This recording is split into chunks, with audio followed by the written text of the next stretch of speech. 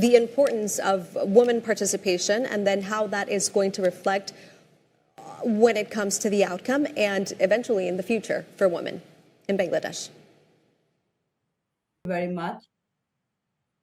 As far as representation of women matters, we have seen that there is a bad record on women's political leadership because Bangladesh has been led by female leaders for most of the last 3 decades or so, which is a remarkable development globally. So, yet we see that this visibility at the top has not really translated into a broad based political empowerment of women.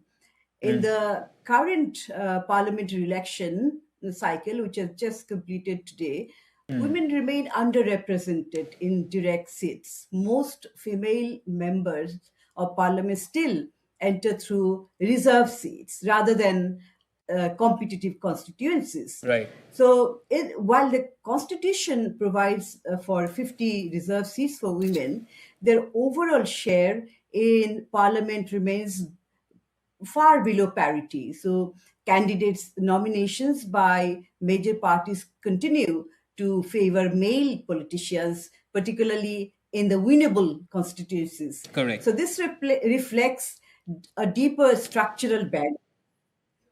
And it is also a reflection of limited access to campaign finance, political networks, and also protection from violence. So these are the issues which have been in the way of women's political participation directly. So at this critical juncture, strengthening women's substantive representation, not just symbolic presence, it's essential for an inclusive governance in the country.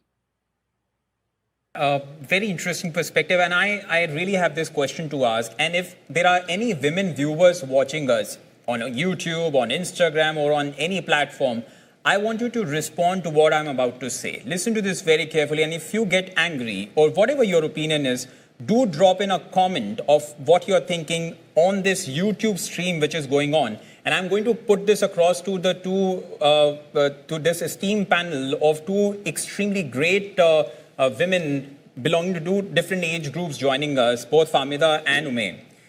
In an interview, in a television interview that I was watching of Jamaat-e-Islami chief Shafiqur Rahman, he was asked by the interviewer, listen to this carefully viewers, he was asked by the interviewer, would a woman ever become the head of Jamaat-e-Islami?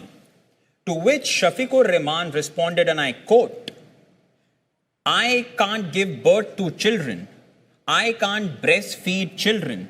Okay. So there are things that men can do and there are things that women can do. So answer is no.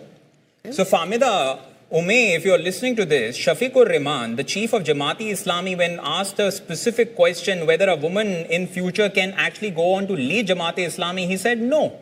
And he gave this explanation. When you hear this, and I hope viewers also heard it, and if women or even men are listening to this, if you have a comment to make, please drop that as a comment on our YouTube feed. But first to you, Famida, and Ume, then I'm going to come to you as well on this specific subject. What do you think of this when Jamaat-e-Islami chief says this, a party which till now was on the fringe, was almost into oblivion, but now finds center stage in Bangladesh politics? Thank you.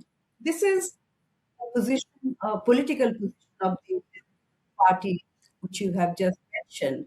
But this is not a widely accepted view of the people of Bangladesh. I want to believe that because women constitute 50% of the total population and women's participation in the labor force has increased over the years.